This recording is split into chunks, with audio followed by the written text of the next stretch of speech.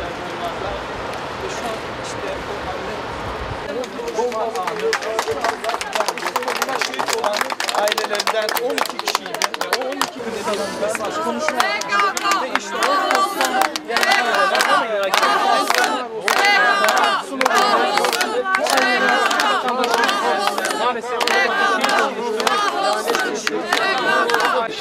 karşı şehit sayılarını paylaşıyoruz. Bebeğimle annemizle kucağımıza sevda şu anda şehit olan acımız çok taze. Yaşanan sebebimizi kaybettik. Mehmet. Onları desteklemek için geldik. 7 Eylül 1994'te kayınbabam 7 şehit verdi. Şehitlerin ismini söyleyeyim. Şaibe Yıldız, Abdülkerim Yıldız, Aycan Yıldız, Yüksel Yıldız. Çok heyecanlı bir şey oldu. 7 şehit verdi. Ferhat Yıldız 7 şehit verdik. Yetmemiş gibi 1907'de tekrar evimizin üstüne bastılar. Kayınbabam gazi olarak çıktı, tartıştı örgütlerle. Öyle Sirac Yıldız, Abid Yıldız, Ömer Yıldız tekrar 12 Eylül'de şehit verdik. Hep terör saldırısında yakınlarınızı kaybettiniz. Aynen. Burada annelerin yanındasınız şimdi. Evet, onları acınız çok taze. Aynen. Sağ olsun. Allah razı olsun. Öyle. Rabbim haklarını bırakmasın. Kahir ismiyle kahri perişan etsin onları. Ne diyelim? Çoluk çocuk demeden katlettiler onları. Kayınvalidem hamileyken 7 aylık ve 6 tane çocuğuyla gitti. 94'te son saldırıda Abid Yıldız, Sirac Yıldız, Ömer Yıldız ve Ahmet Ay kaybettik. Onları desteklemek için geldik ve vatanımıza, milletimize bağlıyız. İstiyoruz ki devlet de biz bu şehit ailelerine sahip çıkmasını istiyoruz.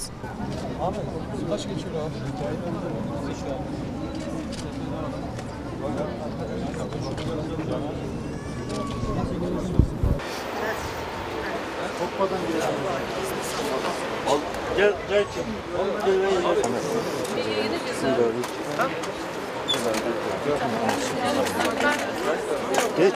Bir de alalım mı? Cümle şeyi oldu. hazır. 3, 2, 1, kayıt. Diyarbakır'ın Kult ilçesinde düzenlenen terör saldırısında hayatını kaybeden sivillerin aileleri de nöbet tutan anne babaların yanına Diyarbakır'a HDP İl Başkanlığı'nın önüne gelerek onlara destek oldu.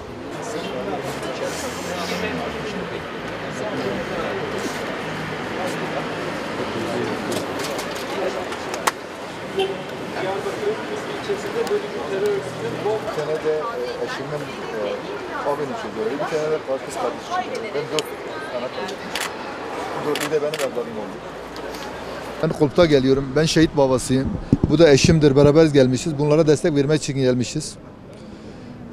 Biz diyoruz yani nedir? Niye bu canımız yanıyor? Niye yanıyor? Bizim canımız yanmış, başkasının canı yanmasın. Yeter artık bu, yeter bu.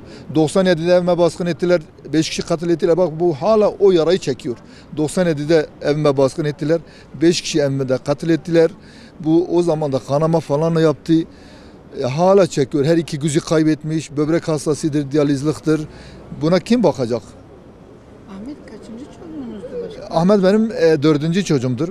5 tane çocuğumdur. 3'ü kızdı, 2 erkekti. Ahmet gitti, bir tek evladım kaldı. Ahmet daha bekardı. 6 ay önce askerde gelmiş. Şırnak Özbelgeler'de askerlik yapıyordu.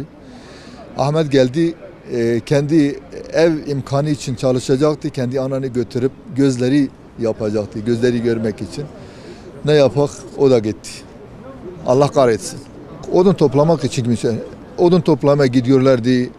Bağ kazmaya gidiyorlardı. Bahçe kazmaya gidiyorlardı. Yok, öyle bir şey yoktu. Kesinlikle ben bunu kabul etmiyorum. Ve kabul dünya duysun. Kesinlikle. Oradaki insana ekmek parası için gidiyor. Tabii kendi, ben diyorum 50-60 milyon para için gidip de o parayı getirip kendi anasını tedavi etmek için gitti. Evet. Biliyorlardı. Tabii geleceğini biliyorlardı. Tabii ne zaman gelip ne zaman gidiyorlar biliyor onu. Evet doğrudur.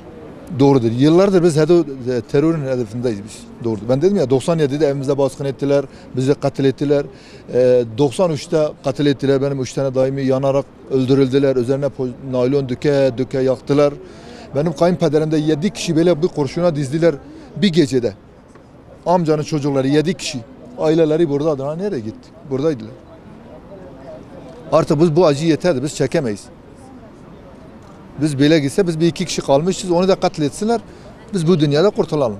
Yani bu devlet bize sahip çıksa biz diyoruz. Devlet bize sahip çıksa. Sahip çıkmazsa bizi de yeri bitirirler.